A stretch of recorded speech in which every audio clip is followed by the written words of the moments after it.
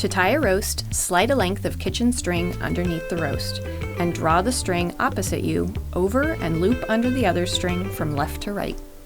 Next, place 2 fingers under the top string and loop that string under your fingers, over the top string, and through the hole, pulling it through. You should see 2 strings parallel to one another between what look like 2 knots.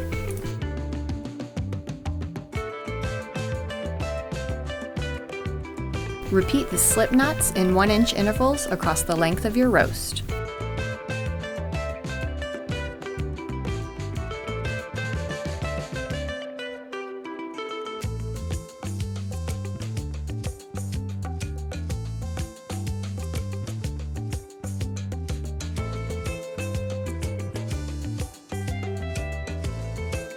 Next, repeat the procedure twice, going lengthwise down the roast, making the knots perpendicular to one another.